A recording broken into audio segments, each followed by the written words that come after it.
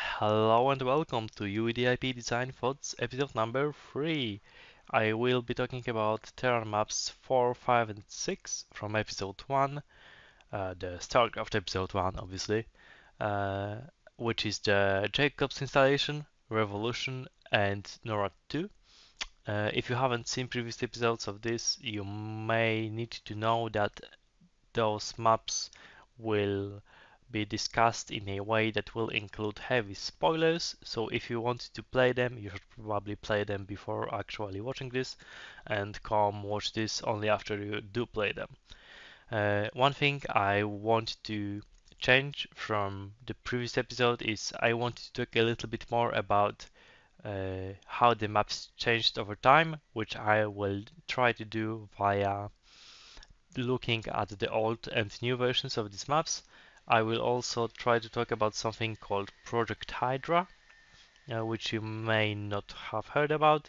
I will include a link to Project Hydra, like a playthrough of Project Hydra by Gilberino in the video description. And that's it. Let's go into the maps. Okay, so now I have actually kind of organized these maps. So let's get right into it. The reason why there's so many maps I have open at once is because um, the things I've talked about, it's basically I have the current version of UEDIP, I have the old version of UEDIP open, I have one map open from Project Hydra that I remember a bit about, so I feel more or less comfortable talking about it. And then I have the unedited versions of those maps from the original game. So it's a lot of stuff at once, but I will try to get through it. Jacobs installation. So in the base game, this map is really simple insofar that you don't have many scripted sequences. What I mean by scripted sequences is, for example, in the 7th Brood War Terran mission, you may remember that there are some places where you go to a place and something happens, like a defiler jumps out at you, a ultralisk comes down through a corridor. Like basically you go to a point and stuff happens. That's really easy to do within the StarCraft's map editor, but it's not really something that shows up in these early maps. The most of what you will see like that is actually door opening, because door opening has to be scripted. Each door has to be like opened up manually with the trigger system. So you will see a location around each door, and those doors won't open until somebody actually approaches them, which is pretty annoying if you're actually making maps like this from scratch, because it's just menial work that takes some time. It's not really a big deal, just I don't like these kinds of time wasters. You also have some dialogue pieces and like vision, as well as these teleporter thingies, which if you enter that teleporter, it teleports you somewhere. It definitely teleports you somewhere. I think it goes to here. Yeah. Okay, this is teleport fire destination. You get teleported here, and then if you take this, you turn on cameras, and cameras show you some random locations around the map. I think it's like maybe this guns location, and something maybe here. I don't actually. They aren't named very well. In fact, if you take a look at the location names, they don't really.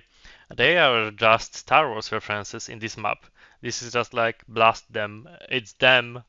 This is like literally a dialogue from Star Wars. So it's not the best, the most descriptive thing to name your locations. It's pretty confusing. I haven't watched Star Wars before seeing this map for the first time actually. So locations named Eat Them, Blast Them were just pretty funny to me. It was really weird. But anyway, the cameras give you some vision, and then if you go here, you get like a little dialogue. This door is open and this Zerg come out. Also Zerg here. Uh, if you go here, you have manually triggered traps. If you do, and those are manually triggered because you can actually disable them with this location, I'm pretty sure. And then if you go here, you get these marines that come at you and say a line or two. And here, if Rainer comes, the data disk is created at the disk birth, and Rainer says a thing. And that's pretty much it. That's everything there is to this map. Some of these locations don't really have a purpose. I think it would be cool. Obviously, I think that because I did that in UEDAIP, but I always thought it would have been cool if there was like a little bit more to explore, because like there's nothing really above what you see. Like there's only one way to play the map. Insofar, you won't really experience anything beyond what is scripted along the main route. I wonder actually, I think it's kind of possible to skip this like Zerg here location, but it's so close to the main route you are never really going to skip this, and it doesn't really require like much backtracking, and it doesn't have any rewards, so there's no reason to come here except for this like little dialogue piece from Mensk, which is fine. This is like exactly what I would want, except this one is like so close to what you are doing anyway. I always felt like it's part of the main mission.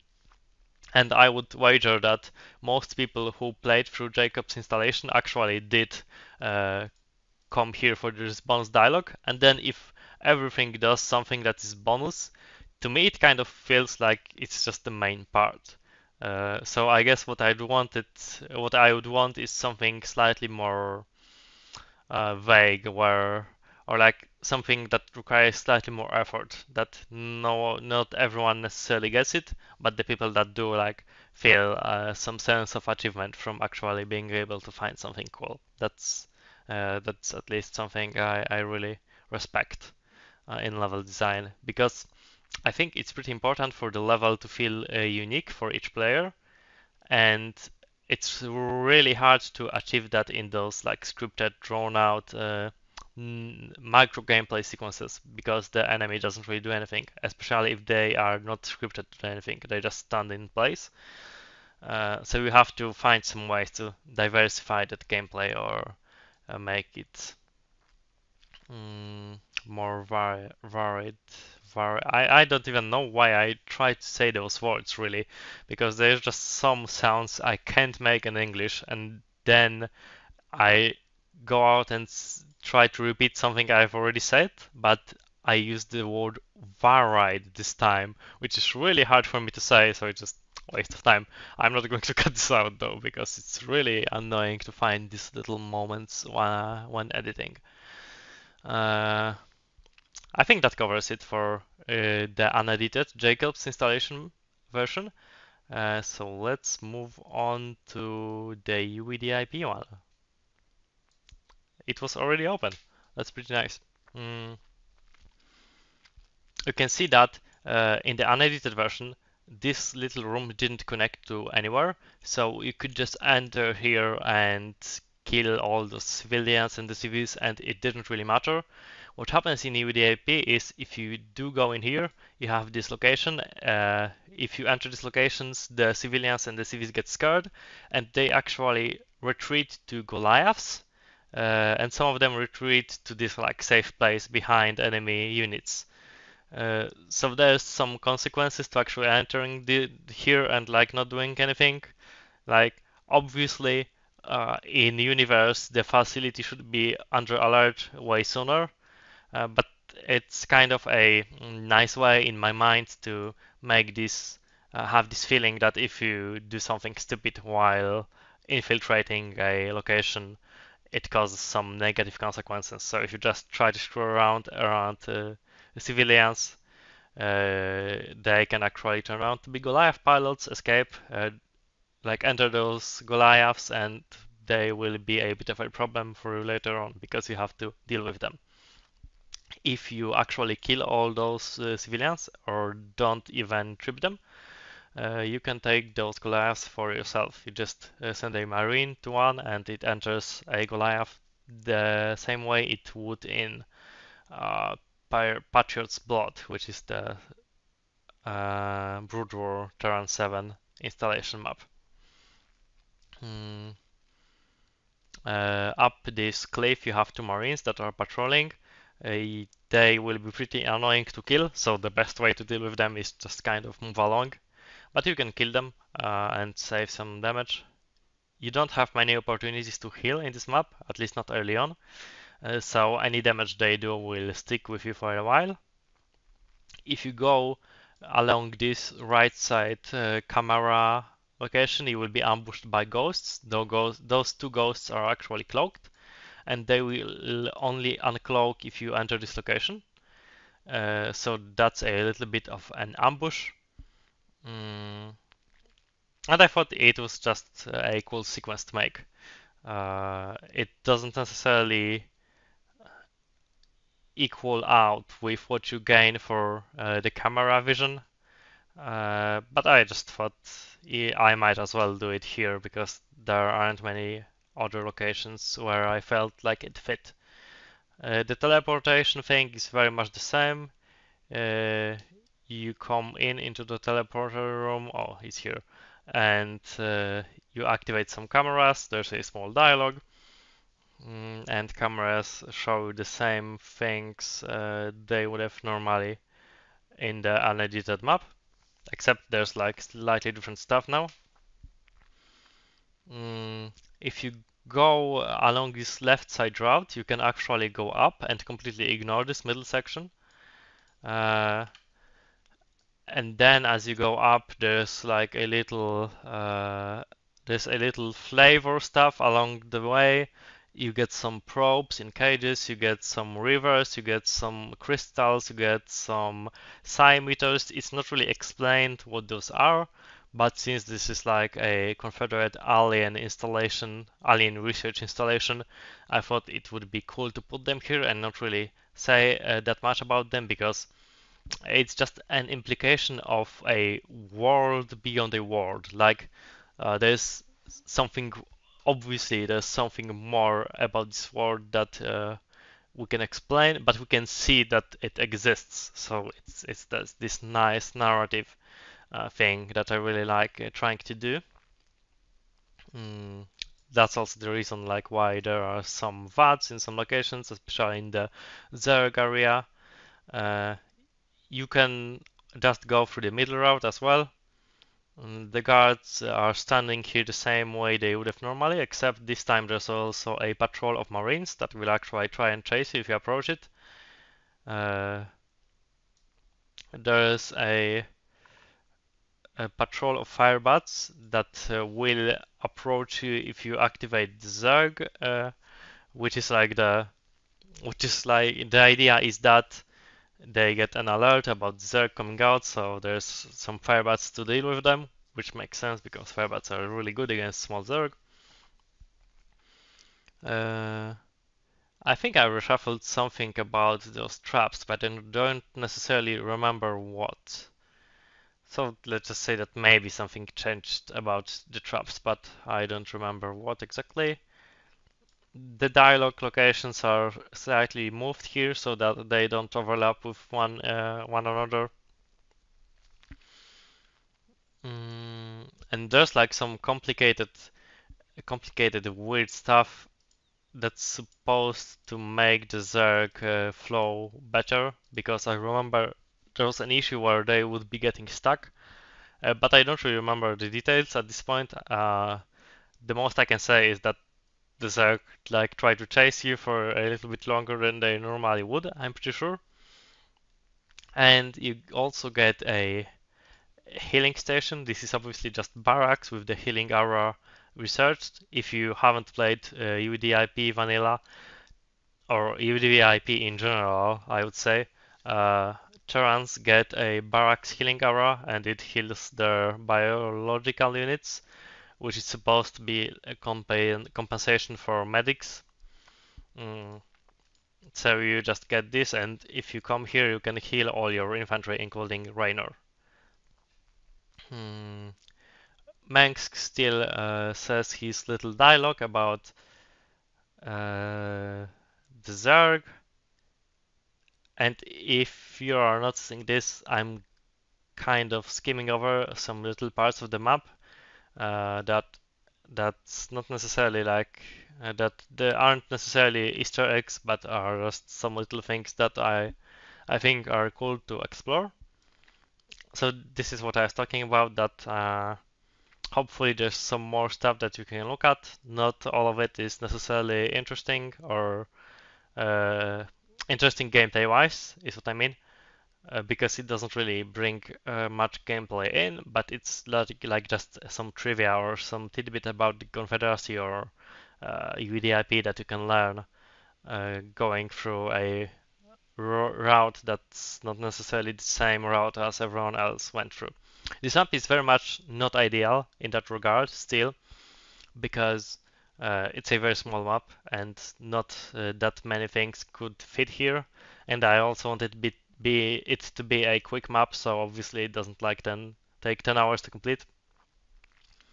Mm. One idea that's been done in Hydra is that after in Hydra and in StarCraft beta or something like that, is that after you retrieve the data disk, you still have to escape. And I think this idea would work best if you had a different route to escape through rather than where you came from. I think that would be pretty cool. But I didn't commit to that idea because for these early maps, I think it's more important to keep them simple, keep them somewhat approachable. So if somebody still needs to get experience playing StarCraft or playing like hard single player content, because if somebody plays StarCraft well, they still don't necessarily play single player content well. They can like familiarize themselves with UDIP units, balance changes and stuff, and don't really have all that much trouble betting this if they know what they're doing, at least a little bit. There's a small vulture sequence here where if you come here, the vultures will try to go after you. Mm, and then these locations are named the same because I love them. Uh, and the science room, I think, is about the same, except the scientists are now roaming around the room instead of just standing in place. And maybe some units slightly changed. And that's it for the map. And then if we go to that's the old Jacobs installation map. The first things you can notice is that the turn player used to be white. This is actually a very recent change. That it's yellow instead of white now, and that's because I was talking with someone under one of my videos, and they suggested that Epsilon Squadron should actually be guarding this facility because it makes sense for them as they are the science division. And I thought, why not really?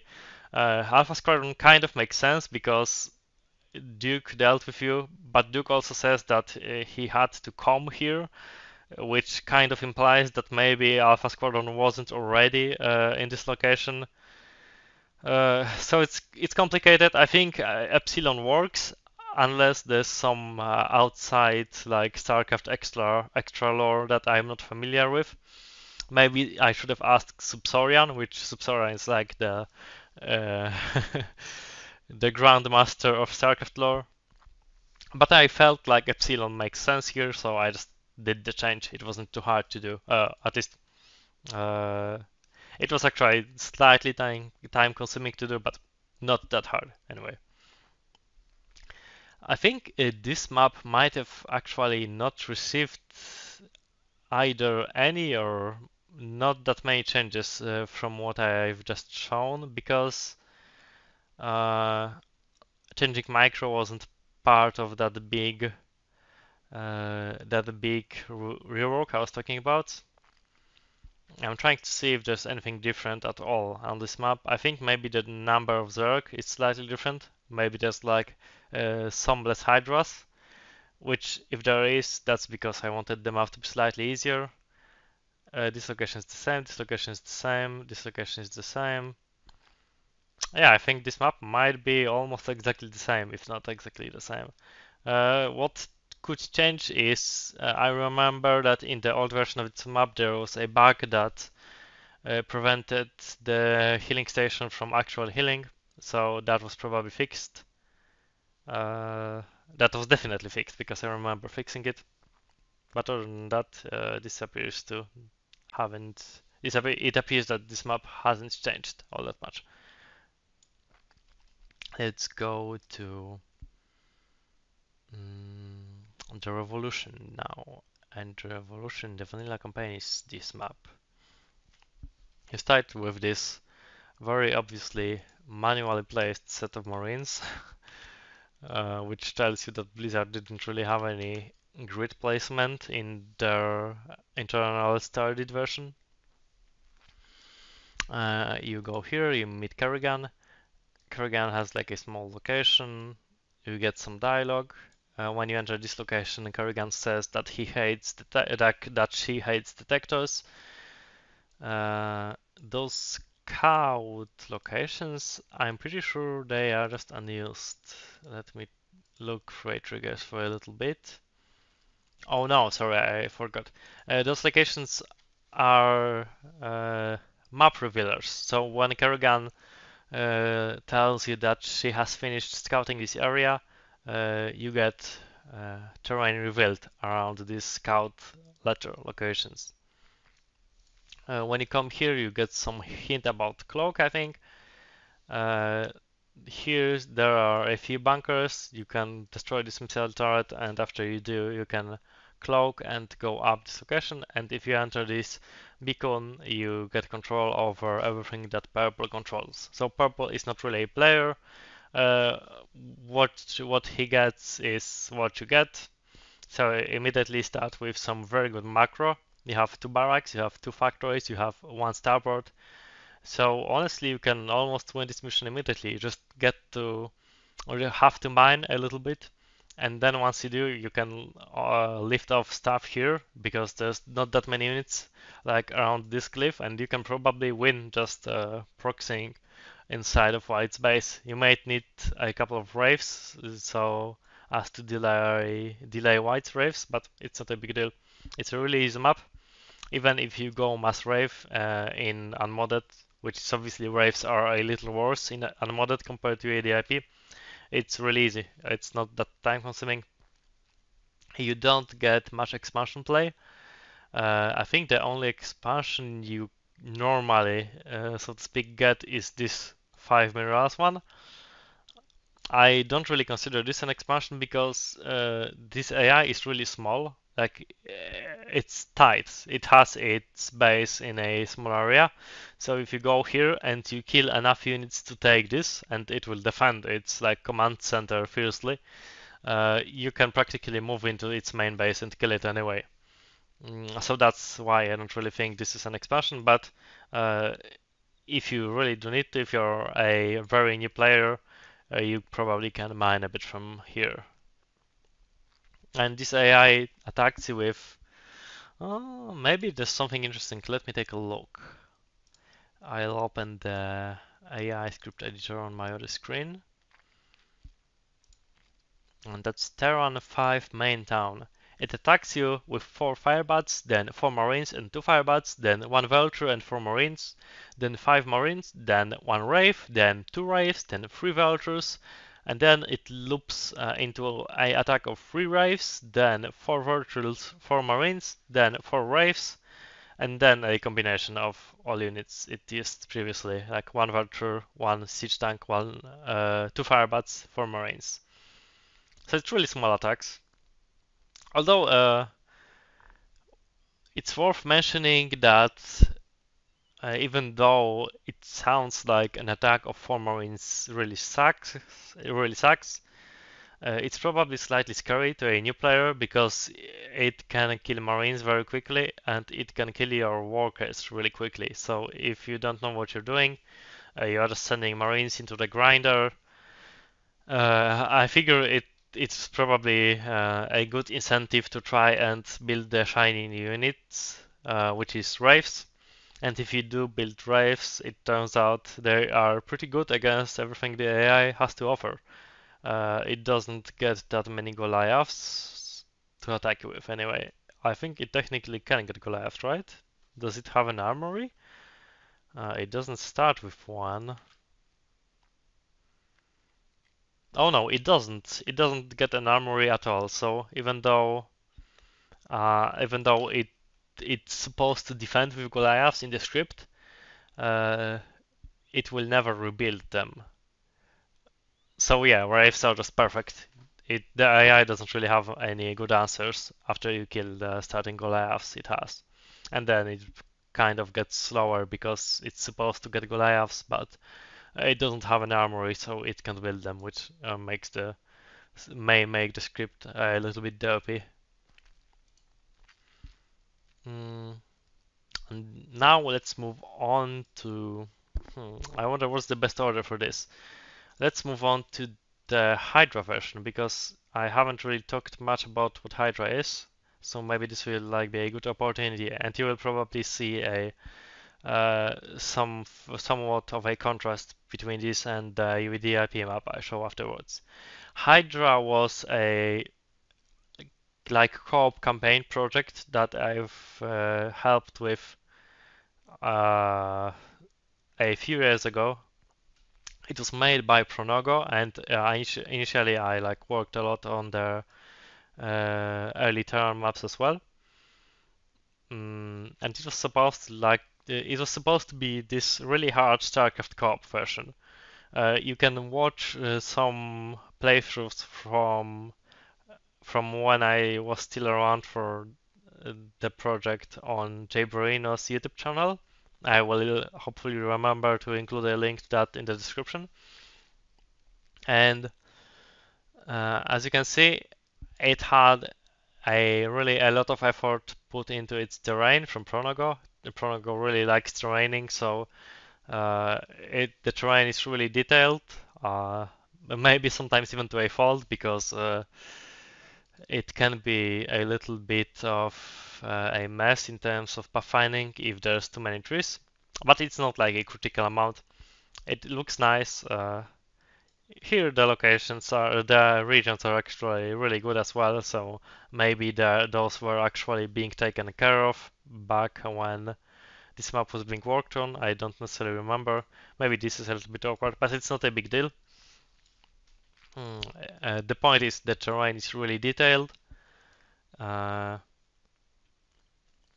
and the bases are quite sprawling, I would say, because at this point in our StarCraft design experience, we didn't really consider, I don't think, breathing space as something that's quite necessary. So we will see that the map is bigger, but the bases are pretty huge as well. Mm,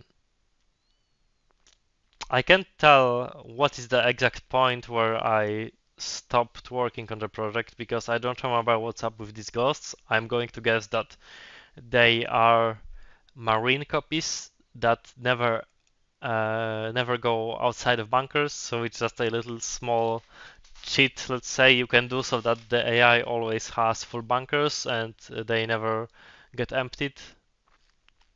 Uh, the bases are quite heavily defended, but you get two players, so even though this may look hard like if it were a single player map, it's very doable as a co-op map. The attacks in Hydra were always pretty big. I don't remember exact team decompositions off the top of my head, but it was a lot. Definitely, it was several tanks, stuff like that. Even in the first few minutes.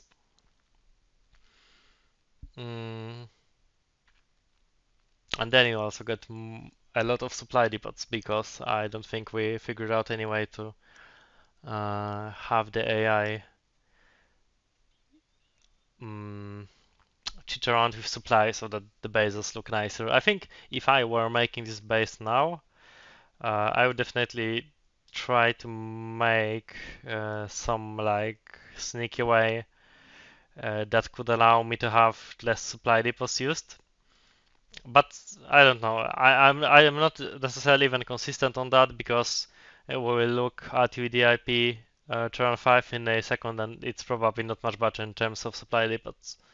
I just don't really like these clamps now, where you have like 5 of them in a single place. What's interesting about this map is we used to have a little like hack of sorts where we wanted one player to land its base at the start of the map. So like Kerrigan would say that the Confederation is not wasting any time, and those buildings would get teleported somewhere around here, and then the AI would land them. I think in this version of the map, this is already done via a special command that just lands the building where Pronogo wanted them to. But the first thing we had to do was we told the AI to build add-ons, and if the AI builds add-ons, it first looks for buildings that are floating, and if it has floating buildings that can build add-ons, it will land them and build that add-on. So you could manipulate this to have the AI land several buildings at once and have a pretty nice base. So that was cool. Uh, it doesn't really make sense to do this now, but back when we did it, I think it must have been the first time anyone has done anything of that sort in StarCraft. So it was a pretty cool event. You have a lot of locations. This is a really high effort map. Uh, if you go through these locations, you will have all of those units like going after you in some ways. They will like those, for example, will like try to get you from behind if you just enter this bridge. So all of the sequences that you saw in Hydra were longer than you have in normal StarCraft maps. They were usually harder. Uh, they required a lot of attention, which is pretty good. Uh, what I'm going to say though is this is not necessarily the style I ended up pursuing, and it's funnily enough, it's also not the style that Pronogo ended up pursuing because, from my understanding, his maps are like now really, uh, hmm, really uh, like naked in the beginning. So you don't really start with anything. You maybe start with a hero, and for workers is the most of what you'll get, is my understanding. I'm not even sure if he still works on campaigns, but I know that he does a lot of melee stuff and like uh, mod bases, and he has really like complicated AIs. But the ways they always work is that they don't start with a base; they start with workers, and then they are scripted to do a specific base. So if you played a game like Stronghold Crusader, and that may be something you're familiar with, because I feel that the AI kind of worked a similar way in that one. Mm. So this style of like complicated, intricate maps kind of got split because I felt like there's a lot of value in having some breathing room. Whereas Pronogo on the other end just switched at least my impression is that he switched the way the complication is distributed so that the early game is just the normal RTS early game where you get very little, and then it just progresses into a heavily scripted late game. Hydra was pretty cool. I think it was definitely playable. I also think that some of those bases probably shouldn't exist. It would have been completely fine to have this map be this big, but just have some less bases, just have a few less sequences. But it's still cool that it was as complicated as it were. It's just not necessarily something I can imagine myself playing a lot of now, because I feel like it would become tiresome, which is not necessarily bad. I appreciate that UEDAIP can also be tiresome, uh, but in a multiplayer setting where you couldn't reload, you couldn't save, uh, it's it just could be a little bit stressful, and I think that was definitely something we observed watching Jabrino play. But it's also hard because, when you are watching somebody play and you look and they have like 8,000 minerals, you can say that, well, obviously this is hard because you are not spending your stuff efficiently. But then now as I grew a little bit older and I don't necessarily have 200 APM at all times while playing everything, I see how sometimes it feels like everything you are doing takes up like all your attention, and then you look at the minerals and it's like 4,000, uh, which is, I don't know. Maybe I just get slower as I get older. I think it's something everyone kind of struggles with. At least looking at the esports scene, there's this feeling that players above like 25 years old are already retired. And for some reason, you get like only 16, 17, 18-year-olds playing. Uh, so I don't know if it's really true that like reaction times get so bad so early on, or what else it is, but uh, the end result anyway is that I just appreciate slightly slower maps now than what it used to be. So let's move on to those slower maps. This is, let's maybe start with the old one this time around. This is the old Terran 5, for the old UDIB Terran 5. I can already see that. Oh, this probably has destroyed terrain because I was just screwing around with the palette earlier on. You can see that unfortunately my terrain is slightly worse than what Pronogo has made. I just don't spend so much time on each and every map.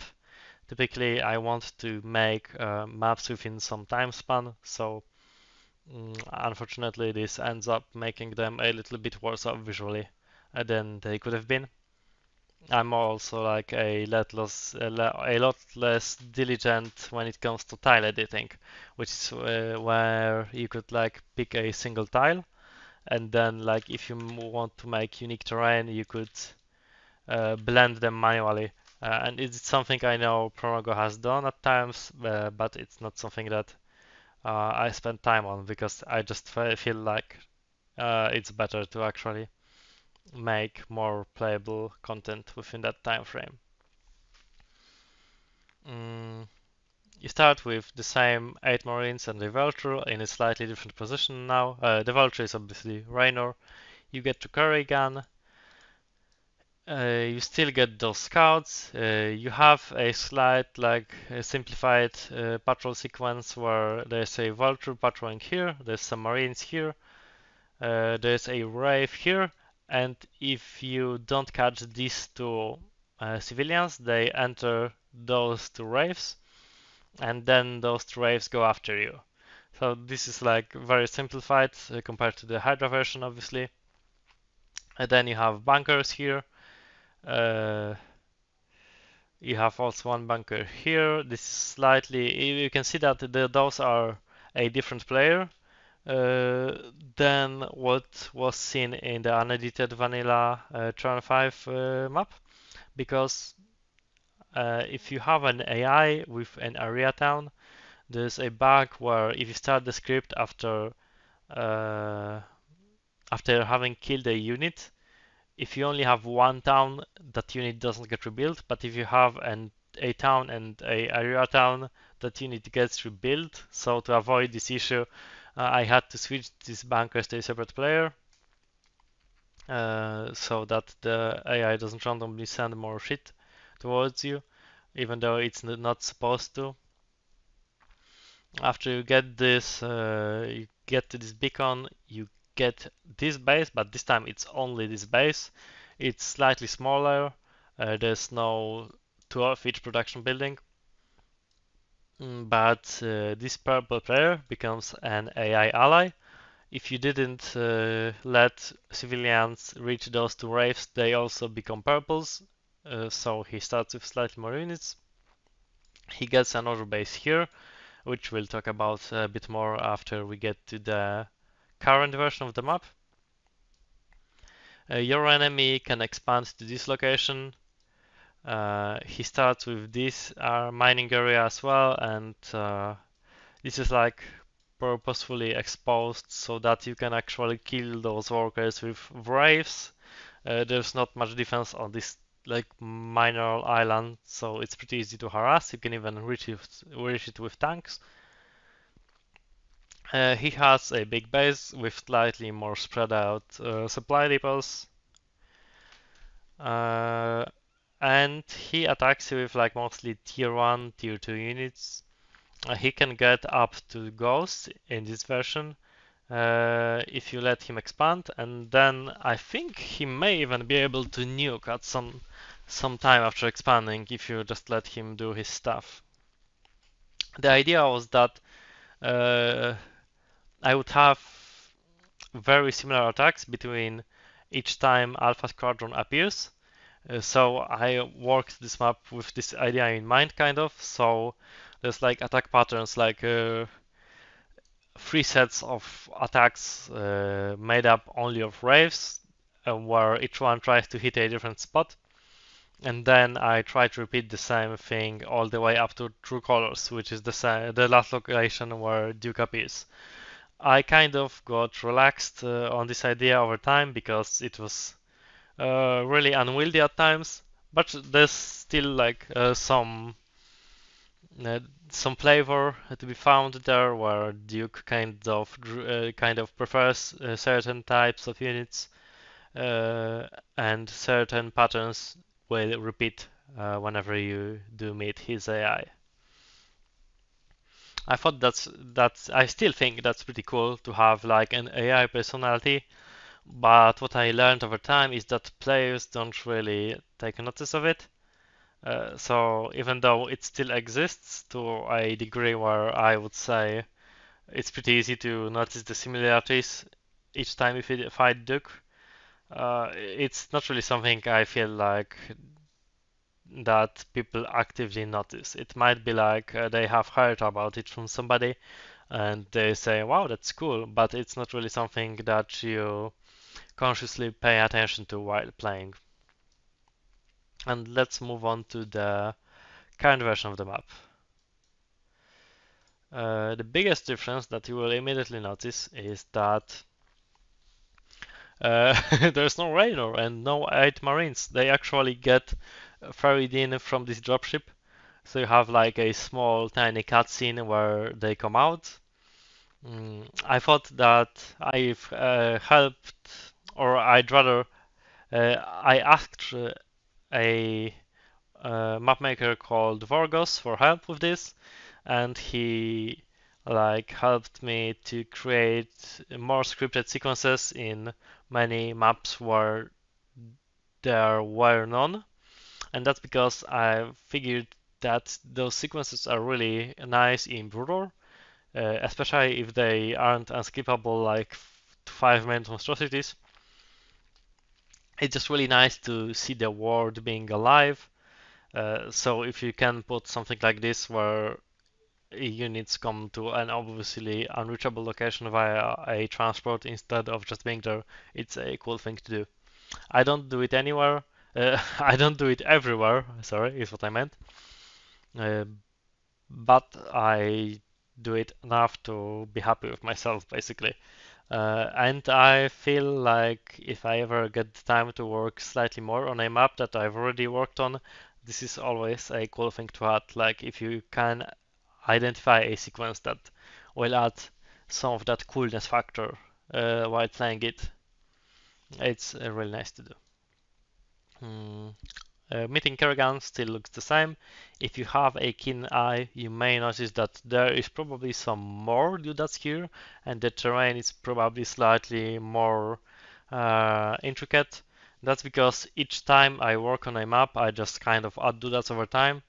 So naturally, what I've mentioned is that I don't spend that much time on the map initially, but as it receives changes later on, it becomes slightly better looking with each iteration. So because this map did get iterated on, it's a bit more eye candy oriented, let's say now. This island got reshaped, I think. It probably had some terrain changes. The sequence with the two civilians, three marines, and one valor is the same. This probably got some trees. There's a expansion here now, which is something that you didn't see in the previous version of the map. There's also a Vespin geyser here. This is so there's like something worth fighting over around the map. The AI will try to take both this and this expansion. So if you just let it expand, it will get extra resources. So there's some incentive to actually move out early on now. This base is maybe very slightly different. I think the purple AI might have more minerals because it doesn't get this base anymore. It still gets like two supply depots and an engineering bay here, so it tries to defend this area so that it can defend its buildings. But it no longer occupies that base. You can take it for minerals if you want to. You get this base, which looks very similar. This opening sequence looks very similar as well, except I fixed the Goliaths that used to be white. They are properly brown now as well, so that they don't get rebuilt. I think I might have removed one bunker because it ended up feeling like the cleanup of these useless bunkers just takes too much time. Mm, Purple has a bunker here that maybe will help it defend a little bit. This location is a bit more heavily guarded because I figured since you get siege tanks here, you might as well use them. So this requires a bit of a tactical approach now. It's not as super easy to get into anymore. This base got expanded so it gets a starport because White was lacking production if you denied him, and it was something I wanted to remedy. The starport. Oh, I'm actually lying. No, it's not that he was lacking production. I think that might have been resource related. But I moved that starport here from here because it caused white units to get stuck periodically. So I just wanted this to be a little less like clumped up. This base is very much the same. I think maybe I broke up one of those supply depot clusters over here so that this doesn't look as annoying. And I added some rocky ground where nothing can be built as a like landing buffer zone where you can put units, but you still need to like move out of it to actually build anything new. And the AI can't obviously rebuild missile turrets there if it wanted to. So in the new iteration of the map, you can see that we have some more room for expansions. The mineral layout is probably a little bit tidier. Uh, what you can't necessarily see, but what is also the case is you get more tech tree available. You can build up to ghosts in this mission, but they don't have any of their upgrades or abilities researched or available to research. So if you do build them, they are just pure ghosts you can only attack with.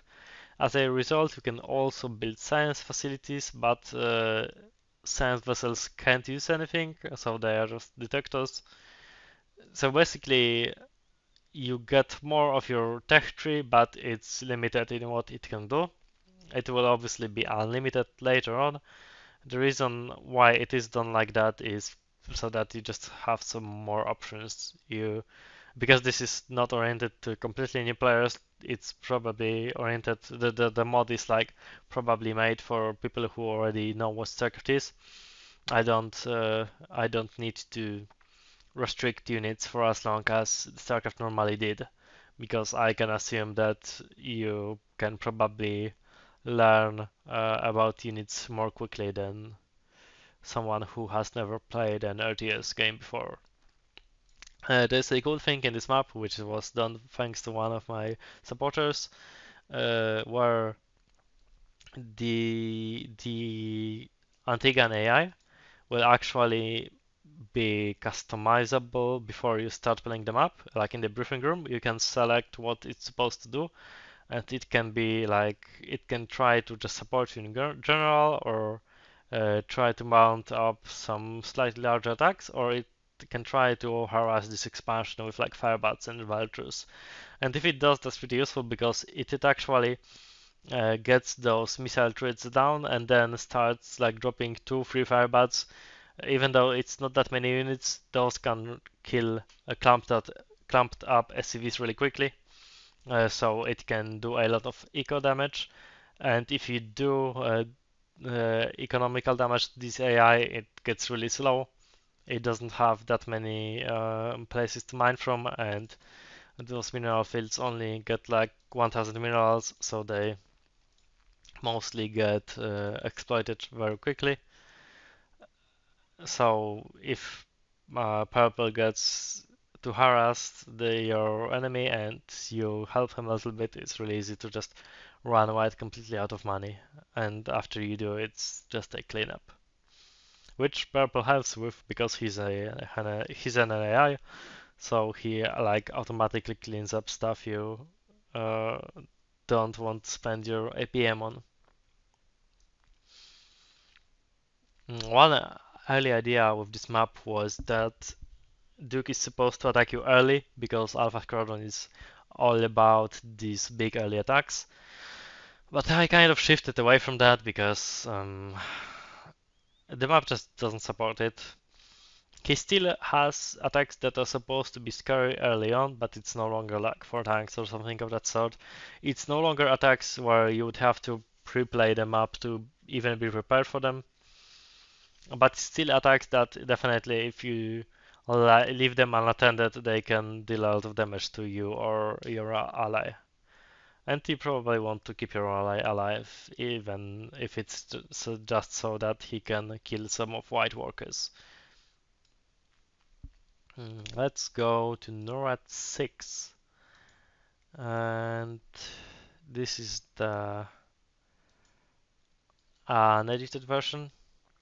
You start really close by to your main base. You rescue it, immediately you can start repairing stuff, you can start mining, you can take this base if you want, it's not really contested all that much. Uh, there's nothing in this corner. You will probably never take this base because if you take it you're winning anyway, because you could go through all Zerg and not lose enough stuff to not be able to take it. And in this little area close to your base, you have NORAD with some friendly units. Not friendly, your own units. You can repair it. You have some Goliaths, you have some Marines. I think just like barely space so that you can build a single barracks here somewhere, or maybe not, I don't remember. And then the way this map works is the difficulty is like hidden in triggers. Periodically you have some. How does it even work? I actually need to check. Hmm. Okay, so each like crash site. So periodically, and I mean at random, it's really hard to explain because it feels like something that should have been cyclical, but the reality is that there's like arbitrary uh, moments in time where something happens in this map, where a switch is set, and when it is set, some Zerg are spawned, and they are actually spawned burrowed in this area, so they just appear here out of nowhere. And they try to kill Norad. This is pretty awkward. They like literally get created on top of you. And the only other thing that happens is that the AI will try to open you with like normal scripts every now and then, but they are not very hard.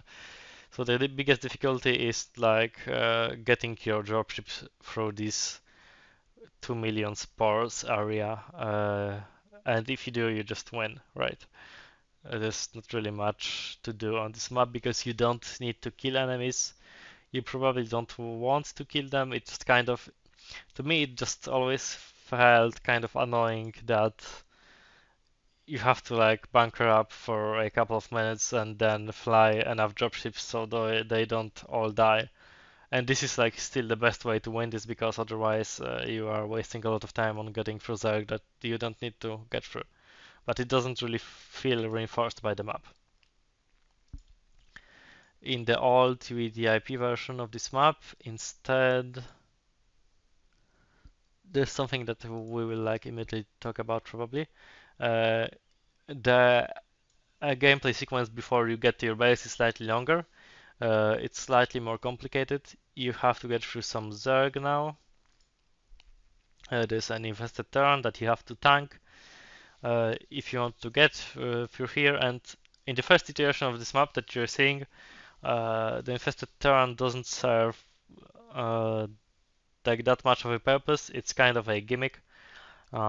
You just can get some more hands-on experience with how infested turns work.